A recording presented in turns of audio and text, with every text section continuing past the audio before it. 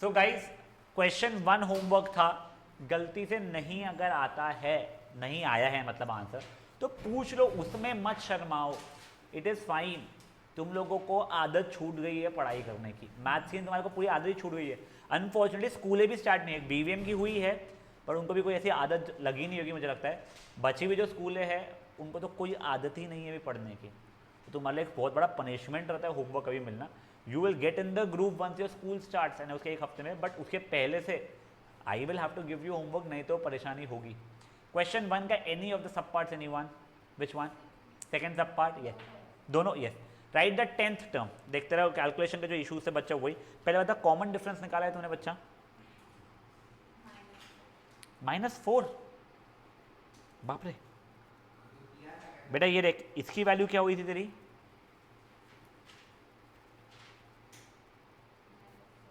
नहीं, हाँ देखो अभी ये एक मेरे को लगेगा, देखो भाई तुम लोग ये चीज सुनो, -5 1/3 अगर है तो this is not 3 multiplied by -5 + 1, no, this is simply 3 multiplied by 5 + 1, 16/3 को नेगेटिव साइन मिल गया, खत्म। ठीक है ना, do not do 3 into -5 is -15 + 1 is -14 -14/3, नहीं नहीं नहीं नहीं, ठीक है। तो now on same pattern if I come down over here, 4 into 2 plus 1 9, 9/4 है बच्चा, बेटा नेगेटिव साइन, ठीक है। तो ये मेरा a2 हो गया है -9/4, a1 हो गया -3। अब वो a2 - a1 किया, -9/4 माइनस ऑफ -3, -9/4 + 3, -9 + 12/4, तो ये 3/4 आ रहा है बच्चा, समझा तेरे को? कल रुषा में रुका हूँ तब ले।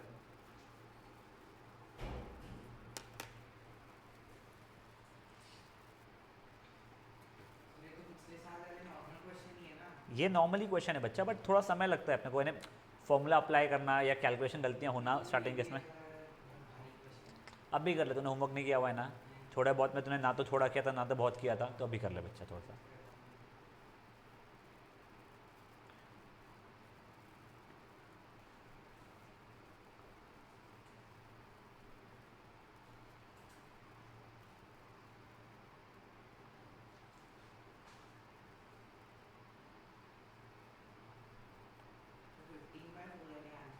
आई हैव नो आइडिया बेटा, 15/4 आंसर।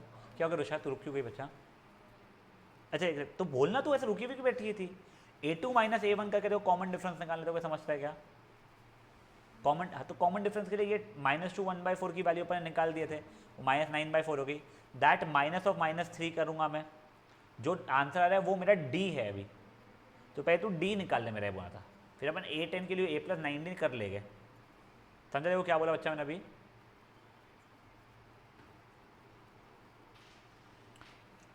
वैसे again I have been trying to be in touch with a lot of people who have crossed 12th, जैसे तुम्हारे एक एलमनाई ग्रुप है, you guys must be a part of it ना, शायद अनय, ताहिर, हाँ hopefully Malu, I don't think Malu ने join किया था, आई एम नॉट श्योर, जो भी क्या, हाँ।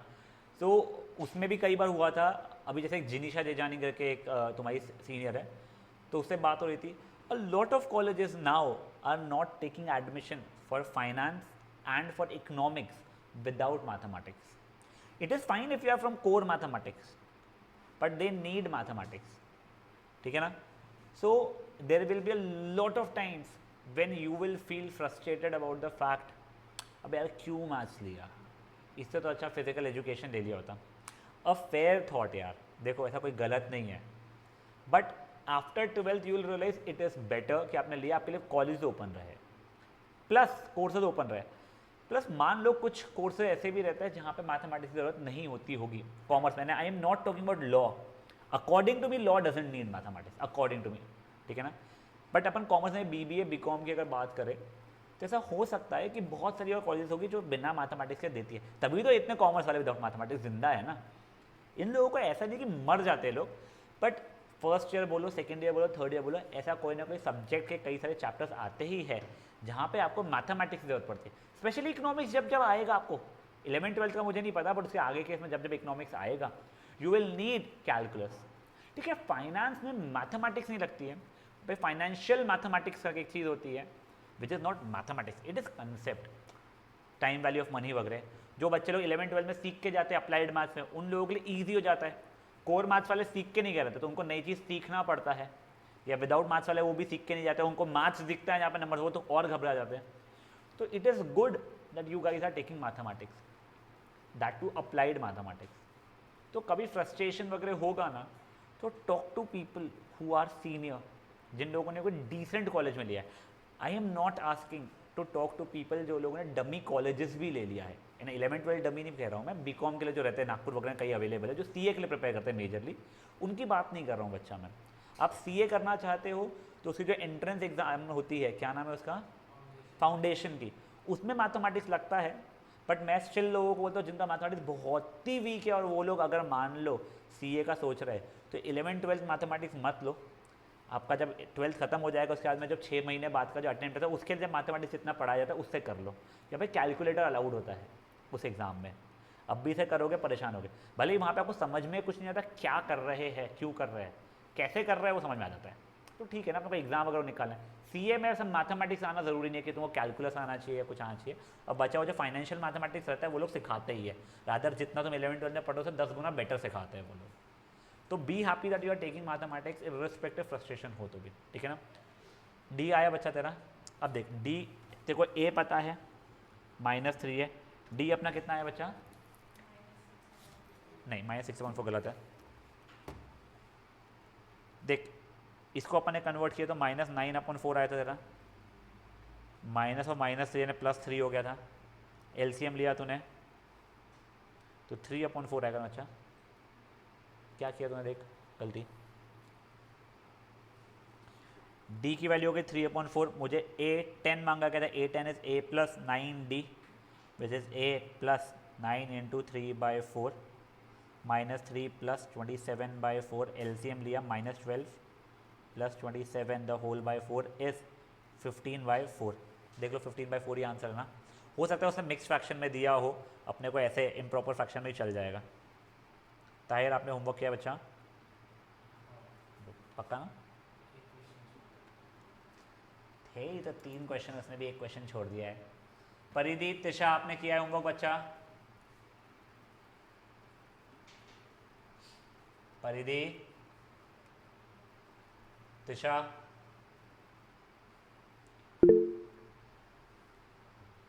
सिर्फ फर्स्ट क्वेश्चन किया, अरे रे परिधि, माँ निकम्मे बच्चे हमारे यहाँ भरे हुए। बिल्कुल नहीं बच्चा, देख वैसे अगेन लीनियंट जैसा कुछ होता नहीं पढ़ाई में, तुम लोगों को जो बुक है, मैं बुक लाया नहीं हूँ, अच्छी मोटी बुक है बेटा, it's equal to R D. Sharma, तुम ये समझो तुमको पूरी आर.डी. शर्मा खत्म करनी है, नित्यम, तो यूल हैव टू वर्क, जहाँ पे तुमने लैग किया वो पार्ट तुम्हारा छूटना शुरू हो जाएगा। एंड दिस इज़ नॉट क्या कहते हैं 10th स्टैंडर्ड पे 6 AM क्लब तुम्हारे बन रहे हैं, जहाँ पे तुमको आपस से प्यार से लॉलीपॉप खिला खिला के करवाया जा रहा है, वो दिन खत्म हो गया बच्चा। और ऐसा नहीं कि मैं निकम्मा हो गया हूँ यार, the subject in itself is pretty vast, और स्कूल भी नहीं बेटा, स्कूल भी भागती है। बीवीएम तो बीवीएम का कौन, तू है बच्चा बीवीएम की ना, हाँ, तो बीवीएम का तो एक दूसरा ही चलता है, अभी तो उन्होंने जल्दी स्टार्ट किया, तो होपफुली इस बार ना करे, वो लोग क्वेश्चंस कटा देते हैं कई सारे, हम इसमें यही क्वेश्चन मैंने पूछेंगे, पूछते भी उसमें से, उसमें निकम्मापना नहीं करते कि क्वेश्चन 1 से लेकर 5 तक ही पूछेंगे, पूछ 6 तरह है वैसे ही करते, but that is a very bad thing. वो हाँ, वो इसलिए इस बार जल्दी स्कूल स्टार्ट हुई है उनकी, बट अब प्रॉब्लम क्या है ना, इनका जब एडमिशन जो लेट वाले हुए उनको वापस से पढ़ाएंगे, और इनको तब वापस बैठाएंगे, फिर से कराएंगे। जय माता दी, कोई बात नहीं। चलो सेकंड सब पार्ट देखो, देखो अगर तुम ऐसे ही देखोगे ना तुमको लगेगा ही नहीं एपी में, क्योंकि तुम लोग गलती क्या करोगे, सर √12 - √3 किया तो √9 हो जाएगी। अरे ऐसा सब्ट्रैक्ट थोड़ी होता था, इर्रेशनल नंबर सब्ट्रैक्ट होने के लिए इर्रेशनल पार्ट सेम होने चाहिए थे। तो देखो √12 को मैं 2 × 2 × 3 यानी 2√3 लिख सकता हूँ इसको मैं, इसको 3 × 3 × 3 का अंडर रूट यानी 3√3, इसको 2 × 2 × 2 × 2 × 3 यानी 4√3। ये समझ में आ रहा है। अब कॉमन डिफरेंस मेरा √3 हो रहा है, फर्स्ट टर्म भी मेरा √3 था, मेरा 10th टर्म क्या हो जाएगा a + 9d, तो √3 + 9 √3 मतलब 10√3, खत्म। पीछे को उसने √300 भी दिया तो कोई बात नहीं। अब देखो ये क्वेश्चन है MCQ में आ सकता है, ठीक है। तो अब अपने को वहाँ पे कैसे कुछ आंसर्स दिए, मान लो √100, √200, √300 और √400 ऐसा कुछ दिया हुआ है, तो अपने को देखना है। तो कुछ नहीं है, देखो 10 को अपने को अंदर भेजना पड़ेगा, 10 को अंदर भेजना है तो अंदर जाकर 10 स्क्वायर ऐसा बन जाएगा, 3 × 10 × 10 रहेगा वो, तो √300 हो जाएगा। दो वैसे अगर आपका MCQ नहीं है, आप ऐसे ही आंसर छोड़ रहे हो तो भी चल जाएगा, रादर ये बेटर फॉर्मेट है आंसर का।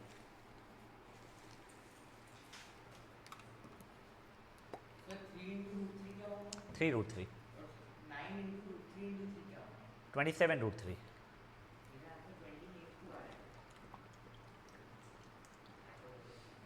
तेरा डी गलत बोला तूने, तेरा कॉमन डिफरेंस कितना निकला है? हाँ तो कितना हो रहा है वो ऐसी रखा हुआ है बेटा? √12 के लिए 2√3 होती ना बच्चा, वो कर, नहीं तो फिर तेरा आंसर ही नहीं आएगा ना। तो मैं ऐसा नहीं छोड़ नहीं 3 + 9 ब्रैकेट में 12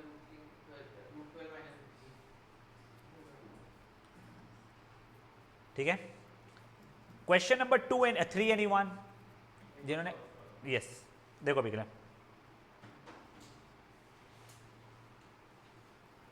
अपने को फर्स्ट नेगेटिव टर्म चाहिए है, पहले मैं डी निकाल ले रहा हूँ। D is 91/5 minus 19 sorry, LCM लिया तो 91 माइनस 19/5 से 85 होता है शायद से। आंसर 6/5 आ रहा है मेरा, पता नहीं नहीं 19/5 से 105 कितना होगा 95 का? Oh sorry sorry sorry sorry sorry, ये मैंने सही तो किया है। 91/5 माइनस 19 सही तो लिखा है, और 19 इंटू 5 कितना होता है? 95 हो जाता है, सॉरी 85 नहीं होता, 95 होता है। ठीक है, तो ये आ जाएगा -4/5।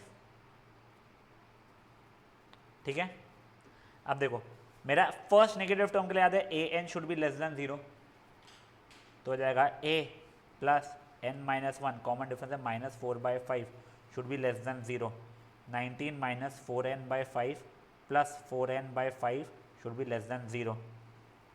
एलसीएम लिया बेटा मैंने यहाँ पे, 95 माइनस 4n, ये 4n क्या था, ये 4 था, plus 4 the whole by 5 is less than 0, तो 99 minus 4n the whole by 5 less than 0, तो 5 यहाँ पे जाएगा मेरा, तो 95 नहीं 99 minus 4n is less than 0, तो 99 इज लेस देन 4n, तो 99/4 is less then n, 24.75 is less then n, तो n की वैल्यू हो जाएगी 25। 25th term is the first negative term. देख लो अगर मैंने कुछ कैलकुलेशन गलती नहीं किया है तो that should be the correct answer.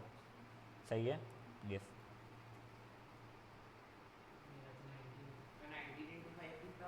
105 नहीं 90 × 5 95 बता देना प्लीज बच्चों से।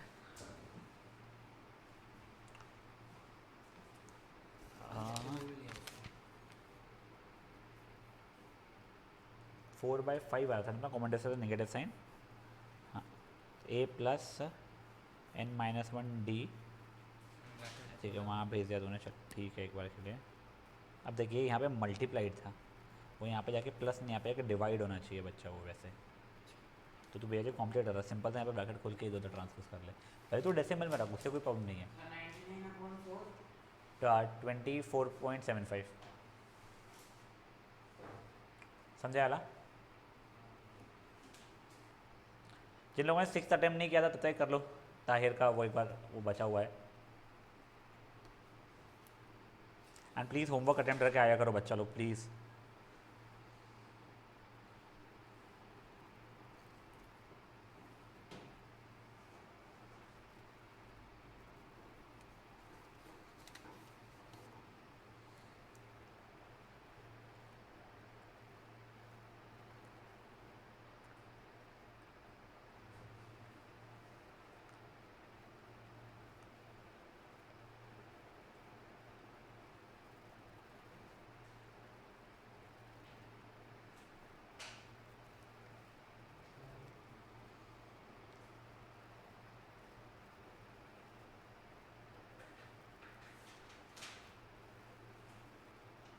हो गया? 6th anyone? 6 का आंसर है 33, यस। 6th anyone? नो? चलिए अपने कौन से एग्जाम्पल तक हो गया था बच्चा लोग? लास्ट क्वेश्चन क्या किया था अपन लोगों ने? एग्जाम्पल नंबर 8 किया था अपन ने, ठीक है। अब 10th एग्जाम्पल पे आ जाओ। याद है find 15th term from the end, ऐसे वाले अपन क्या करते थे, एपी को पलटा देते। अब वैसे ना तुमको कुछ ऐसी प्रॉपर्टीज मैं बता रहा हूँ, ठीक है। कोई भी एक रैंडम सा एपी बोलो मुझे, मान लो मैं लिख देता हूँ 5, वाह वाह वाह वाह, वैसे वो भी एपी बट वाह वाह वाह वाह, तो बड़ा प्यारा बच्चा है तू। 5 8 11 14 dot dot dot dot dot dot करके मे बी 98, ठीक है। अब अगर ये एपी में मैं कोई नंबर, हर टर्म में कोई नंबर को ऐड कर दूँ, मान लो हर नंबर में मैं 10 को ऐड किए जा रहा हूँ, तो ये क्या बन जाएगा 15 18 21 24 108, ये भी एक एपी रहेगा। अगर मैं एक नंबर को सब्ट्रैक्ट कर दूँ हर एक इसमें, मतलब मान लो मैंने किया 4 7 10 13 97, तो ये भी अभी भी एक एपी है। मैं एक नंबर को मल्टीप्लाई कर दूँ, मान लो 2 मल्टीप्लाई किया जाऊँ 10 16 22 28 196, तो भी एपी है। सेम नंबर से डिवाइड भी कर दूंगा ना मैं, अगर ये 2.5 2 से डिवाइड करो बेसिकली मैं, 4 5.5 7 49, ये भी एक एपी है, ठीक है ना। तो मैं एक एपी के हर टर्म में कोई चीज़ ऐड, कोई चीज़ सब्ट्रैक्ट, कोई चीज़ मल्टीप्लाई, कोई चीज़ डिवाइड करोगे, स्टिल वो एक एपी रहेगा। एपी को पलटा भी दोगे तो भी वो एपी रहने वाला है। देखो जब तुम लोग ऐड या सब्ट्रैक्ट कर रहे हो ना, तुम्हारा कॉमन डिफरेंस चेंज नहीं हो रहा है। देखो यहाँ पे कॉमन डिफरेंस तुम्हारा कितना था, 3 का था। यहाँ पे ऐड वाला कौन सा था, uh sorry this was my original AP I suppose, sorry तुम लोग ऐड नहीं सही, ये ऐड किया था क्या मैंने इसमें 10 10 10, हाँ, और ये सब्ट्रैक्ट, तुमने सेम नंबर को ऐड भी कर दिया तो अभी भी 3 3 3 चल रहा है, ये ओरिजिनल है मेरा। सब्ट्रैक्ट कर रहे हो तो भी तुम्हारा कॉमन डिफरेंस सेम ही चल रहा है, करेक्ट। तुम जब मल्टीप्लाई करते हो, तुम जिस नंबर से मल्टीप्लाई कर रहे हो ना, वो नंबर से कॉमन डिफरेंस मल्टीप्लाई हो जाता है। देखो अब तुम्हारा ये तुमने इंटू टू किया सब टर्म को, देखो तुम्हारा कॉमन डिफरेंस भी 2 से मल्टीप्लाई हो गया है। तुमने 2 से डिवाइड किया था, तुम्हारा कॉमन डिफरेंस भी 2 से डिवाइड हो गया है। समझा आता क्या? तो बेसिकली मैं आपको क्या बताने की कोशिश कर रहा हूँ कि अगर एक एपी में सेम नंबर को ऐड या सब्ट्रैक्ट करोगे, it will still remain an AP, the common difference will not change. तुम अगर एक एपी में कोई सेम नंबर को मल्टीप्लाई करोगे तो it will still remain an AP, only the common difference will also get multiplied by the same number.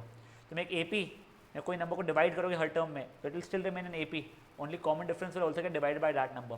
तुम अगर एक एपी की सीक्वेंस को पलटा दोगे, it will still remain an AP, only जो पहले कॉमन डिफरेंस है उसमें -1 मल्टीप्लाई हो जाएगा। तो देखो सर क्या मतलब, ये 5 8 11 14 करते करते करते करते 98 था।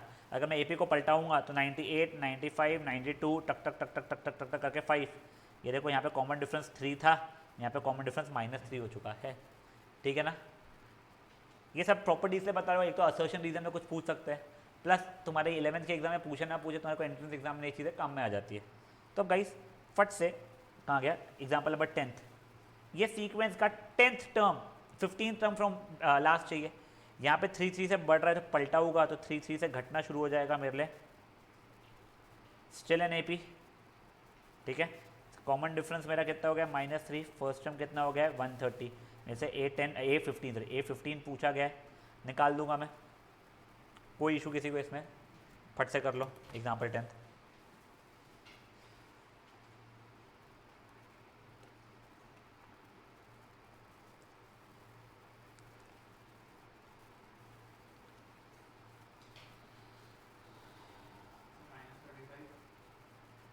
क्या बच्चा,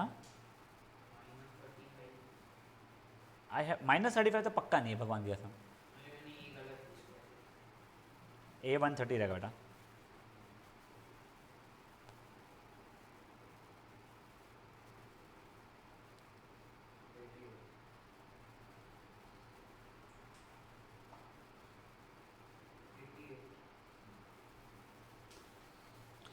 नित्यम मुझे ना क्लास का देखा बात करने के लिए रुकना, अच्छा एंड मुझे मेरा कोई रैंडम काम है।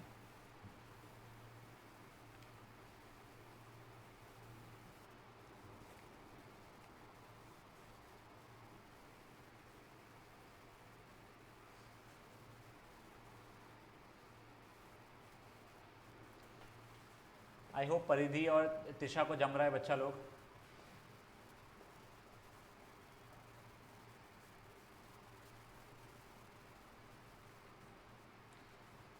हो गया है सबका। अब देखो example 11, nothing new for you. तुमको एक n की जगह एक k बोल रहा है वो, ठीक है ना। मैं a1 की वैल्यू निकाल सकता हूँ यहाँ से, कितनी हो जाएगी, हर k की जगह 1 डालूंगा मैं 6। a2 की वैल्यू हर k की जगह 2 डालूंगा, a3 की वैल्यू ऐसे करके निकाल सकता हूँ। मुझे वो ap नहीं मांग रहा है, मुझे सम ऑफ फर्स्ट, अगर मान लो 7 टर्म्स मांगता मुझे, तो मेरे को a पता है, मुझे कॉमन डिफरेंस निकालना आ जाएगा, मुझे S7 की वैल्यू निकालनी है। S7 क्या जाएगा 7/2 2a + 7 - 1d। अब वो S7 की जगह पे Sn अगर मान रहा है, मतलब answer in terms of n मांग रहा है मुझे, तो हो जाएगा n/2 2a + n - 1d। मुझे a की वैल्यू पता है वो डाल दूंगा, d की वैल्यू पता है वो डाल दूंगा, और n को n के टर्म्स में रहने दूंगा मैं।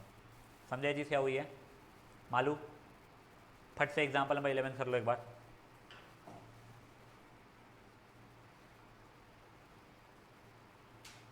उसने क्या किया उस पर स्ट्रेस मत उठाना।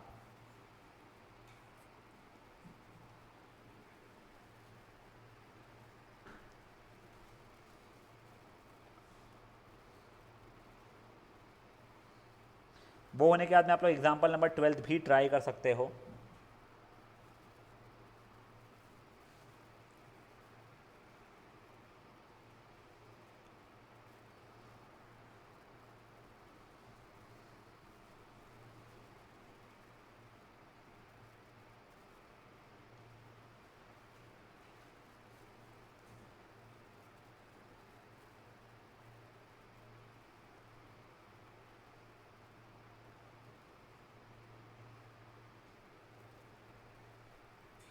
तिशा आप कर रहे हो ना बेटा सॉल्व? Yes, sir.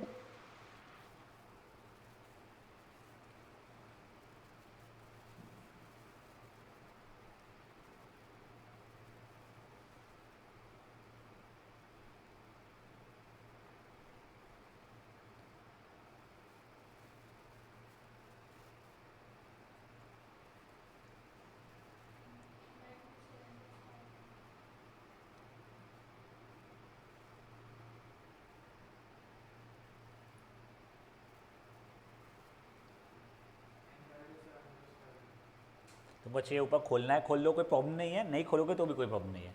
तेरा आया बच्चा आंसर? उसके बाद में एग्जाम्पल नंबर 12 भी ट्राई कर लेना। अभी तक अपन ने एक भी ऐसा क्वेश्चन नहीं किया है जो हमको 10th में दे दिया होता तो नहीं आता था हमको, या पढ़ाई होता तो नहीं समझा होता, ठीक है।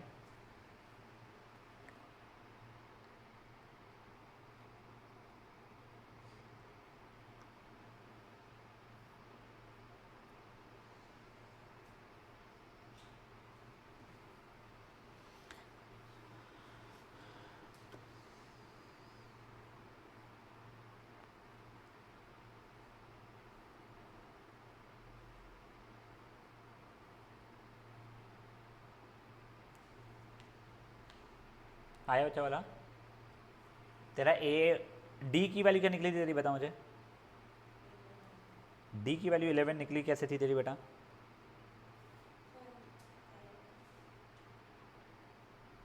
कितनी आई डी की वैल्यू? 5 कैसे, हाँ 5 आ गई है, ठीक है। अब निकाल कहते हैं SN की वैल्यू।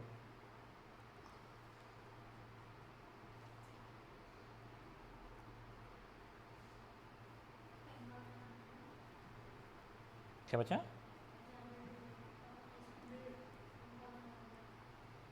10,100 आ रहा है यहाँ पे।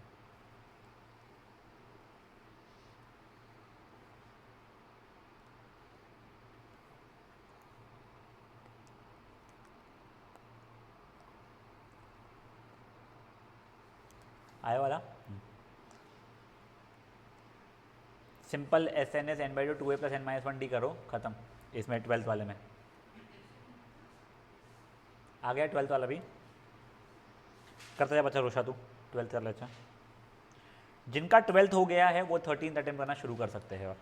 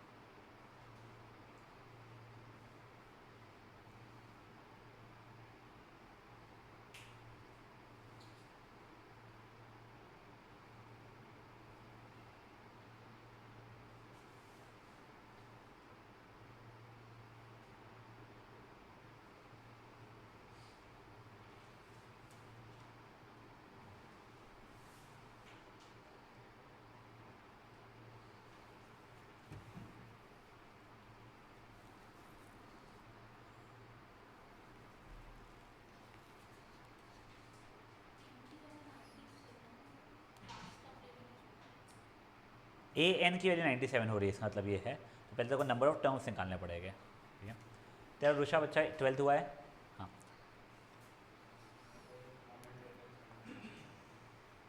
हाँ, मालू तो जम रहा है बच्चा अभी तक है क्या? There won't be a test this Sunday, but there will be a test next Sunday, ठीक है ना। एंड जैसे तुम्हारे जो जस्ट सीनियर्स हैं, तुम्हारे बैचलर जो जाते हैं, आज देम इट रियली हेल्प्स यानी हर 2 वीक में एक टेस्ट देना, क्योंकि इसके सिवाय you will not be in that mood कि घर पे बैठ के रोज़ पढ़ाई कर रहे हैं हम लोग, ठीक है ना। And this is not 10th standard या 9th स्टैंडर्ड जहाँ पे तुम्हारे को 2-3 सब्जेक्ट सिंपल से मिल जाते थे, जैसे एक संस्कृत ईजी लगता है तुम लोगों को, इंग्लिश ईजी लग जाता है।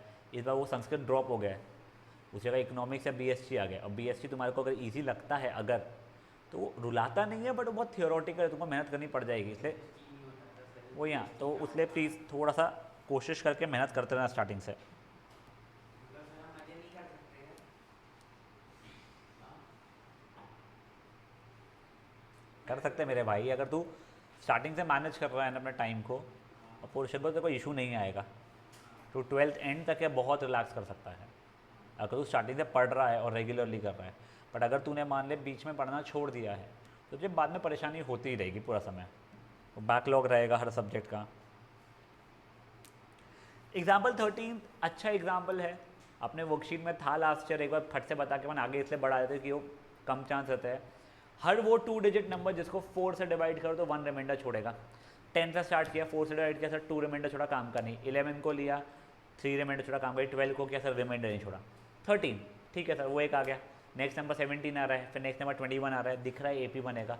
सबसे बड़ा 2 डिजिट नंबर 99 होता है, 4 से डिवाइड किया, 3 छोड़ दिया, काम का नहीं। 98, 2 छोड़ दिया, 97। तो मेरे लिए वो AP क्या बन गया है, 13, 17, 21, 25 डॉट डॉट डॉट 97। मुझे क्या चाहिए, सम चाहिए है। पहले मुझे नंबर ऑफ टर्म्स लगेगी ना, तो AN is A + n - 1D वाला फॉर्मूला जो था हमारा, उसे मैंने नंबर ऑफ टर्म्स निकाल दिया। जो भी आंसर आया, कितना आंसर है 22 बोल रहे हैं, फिर SN का फॉर्मूला होगा। अब सुनो, तुम SN is n/2 2A + n - 1D कर सकते हो, या फिर n/2 A + L भी कर सकते हो। n/2 तुम्हारा फर्स्ट टर्म तुमको पता है क्या है, 13 है, लास्ट टर्म कितना है अपना 97 है, 1 सा 11 था, 11 इंटू कितना हो रहा है ये 110, तो 1210। 22 किधर से आया? टर्म्स में आ नंबर ऑफ टर्म्स बेटा, नहीं आया नंबर ऑफ टर्म्स। नहीं चाहिए नहीं आ रहा क्या, देख तेरा AN 97 था, is equals to A plus, नहीं A नहीं सही, A कितना है अपना 13, A प्लस n - 1 इंटू 4, 14 क्यों बेटा, कॉमन डिफरेंस ना, common difference, D is common difference. कितना हो रहा है कॉमन डिफरेंस, एक, फिर कर ले ठीक उसको।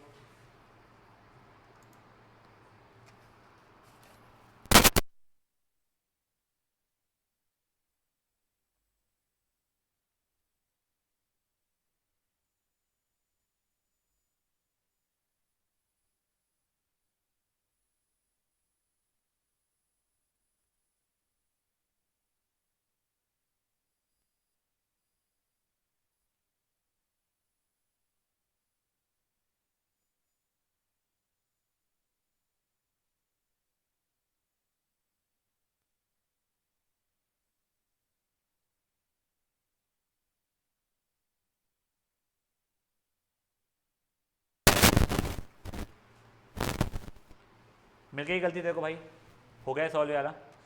किसी को A + L का फॉर्मूला नहीं पसंद है, अपना सिंपल सा n/2 2A + n - 1D लगा सकता है। ये था एग्जाम्पल नंबर 13 ना। Next try up 14th। तुम लोगों को ये भी क्वेश्चन पैटर्न रह चुका है, तुमको दिया जाता था एक AP और बताओ कितने टर्म्स का सम ये होगा। n की 2 वैल्यूज आती थी, ठीक है ना, वो क्वाड्रेटिक इक्वेशन बना था। क्वाड्रेटिक इक्वेशन सॉल्व करना याद है, क्वाड्रेटिक फॉर्मूला होता था, एक स्प्लिटिंग ऑफ मिडिल टर्म होता था। जिसको स्प्लिटिंग ऑफ मिडिल टर्म नहीं आता है कोई बात नहीं, मैं यहाँ पे क्वाड्रेटिक फॉर्मूला लिख दे रहा हूँ। अगर मान लो मेरा इक्वेशन है ax² + bx + c, तो क्वाड्रेटिक फॉर्मूला था x की 2 values -b plus √b² - 4ac/2a, और दूसरी वैल्यू होती है -b माइनस √b² - 4ac/2a। समझ में आ रहा है, करिए एक बार इसको सॉल्व। तिशा आपको जम रहा है चीज़ें बच्चा अभी तक के? Yes sir. कोई आंसर नहीं जमेगा तो प्लीज़ मुझे बताइएगा।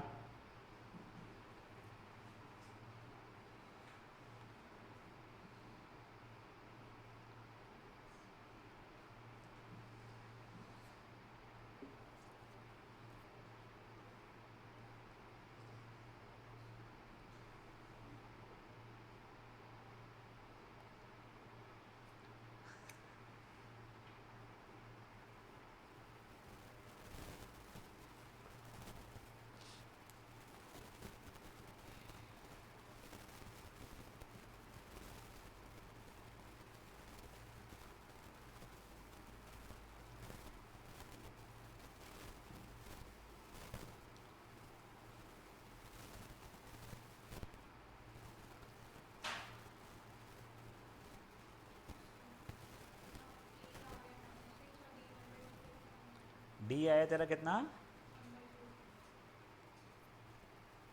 हाँ सही है। अब तेरे को एस एन की वैल्यू दी गई है, तेरे को ए की वैल्यू पता है बच्चा, तेरे को डी की वैल्यू पता है, तेरे को एन की वैल्यू पूछी गई है। तू फॉर्मूला डाल,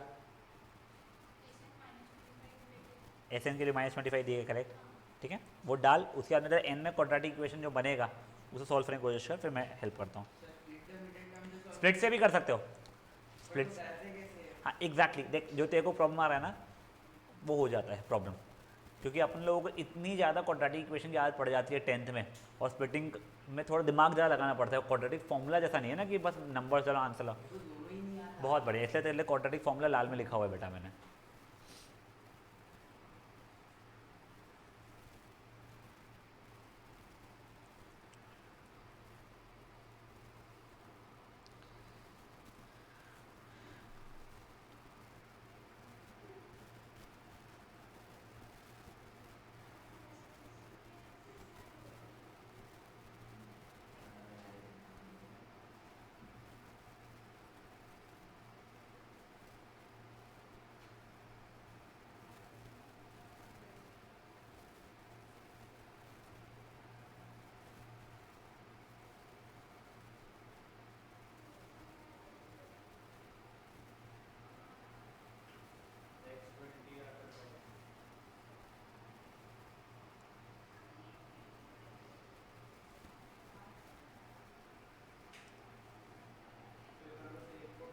कोई रिजेक्ट नहीं हो रहा है, रुक जा, उसको एक्सप्लेन करेंगे अपन क्यों ऐसे हो रहा है।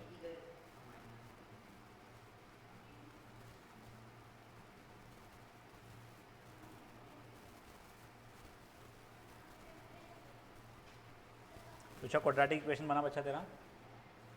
Yes sir. गुड।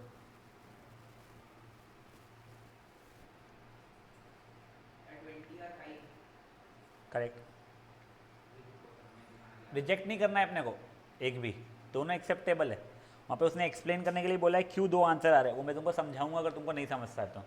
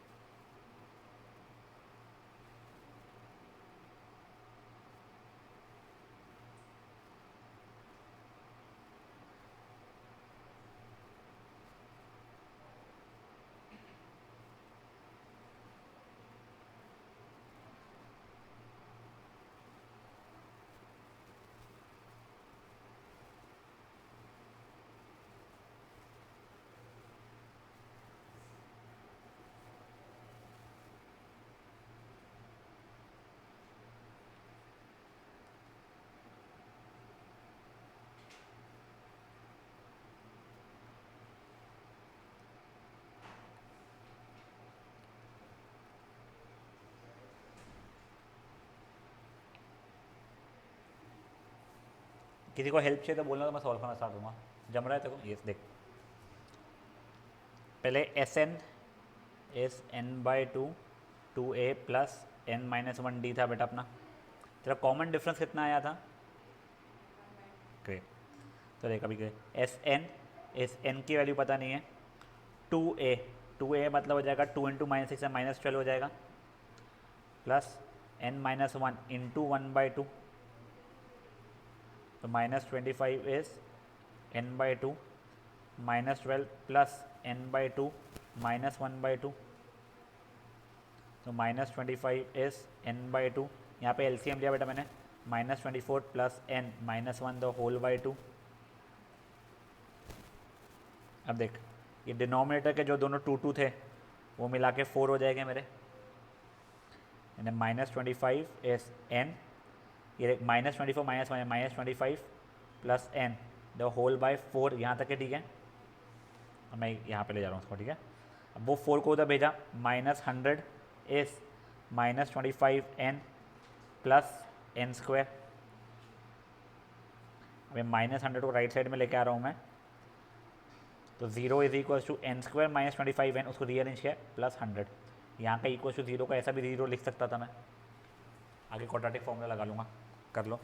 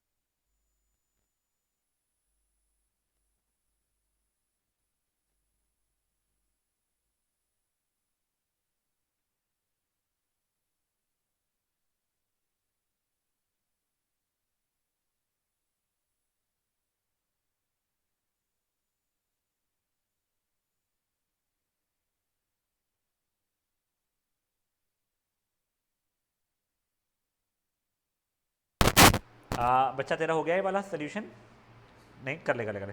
तब तक कि मैं ना कुछ एक्सप्लेनेशन कर लिख लेता हूँ। क्या बच्चा? बिल्कुल भी नहीं।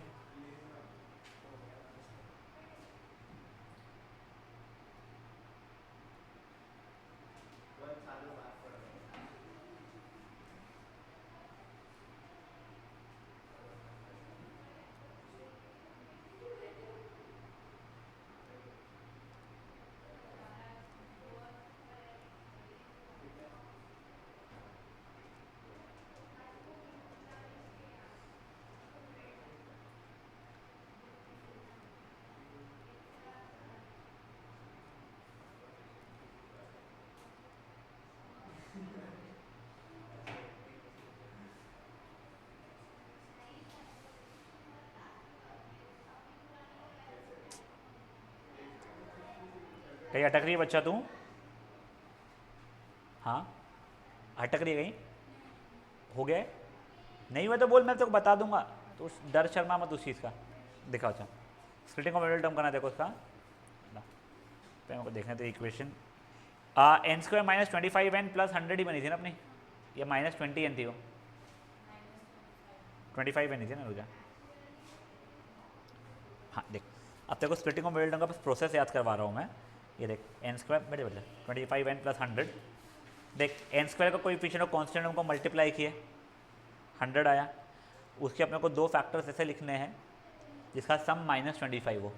मुझे इतना जल्दी ऐसा ओरली जमता नहीं था, तो मैं बिल्कुल देसी तरीके से करता हूँ मैं, ये अलग अलग नहीं, वो नहीं वैसा नहीं, 1 इंटू 100 या -1 इंटू -100 नहीं आ रहे काम में, 2 इंटू 50 या -2 इंटू -50 ये भी काम में नहीं आ रहे, 4 इंटू 25 या -4 इंटू -25 इनका भी सम -25 नहीं हो रहा है, 5 इंटू 20 या -5 इंटू -20 ये इसका सम हो गया ख़त्म।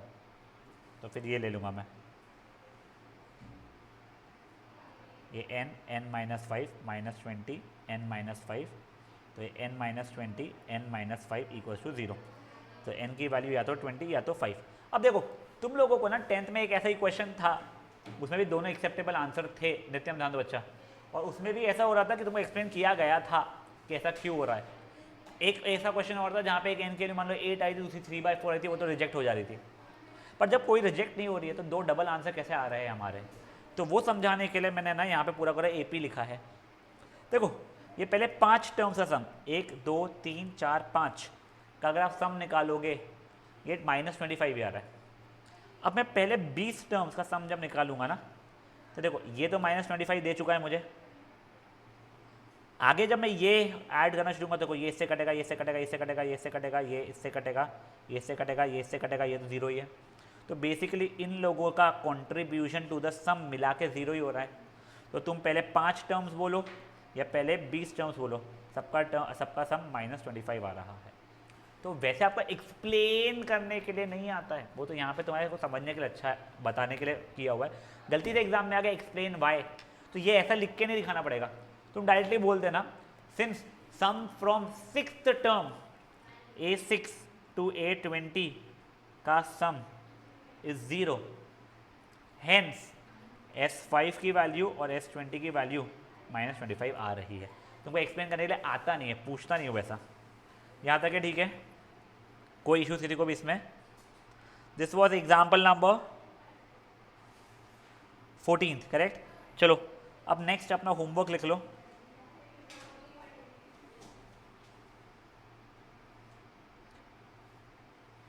क्वेश्चन नंबर 2, और प्लीज़ ना होमवर्क करके आना बेटा please, it will really not help अगर तुम होमवर्क नहीं करोगे तो। क्वेश्चन 2 के बाद में question number 7th 10th 11th अभी तक है, यस 2 7 10 11 18th रुक रहे 19th 20th 21st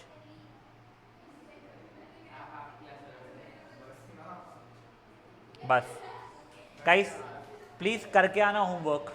क्वेश्चन 2 7 10 11 18 19 20 21 कल सेम टाइम अकाउंट्स, उसके बाद में मैथ्स। प्लीज़ होमवर्क अटेम्प्ट करके आना, ठीक है। चलिए सी यू गाइस।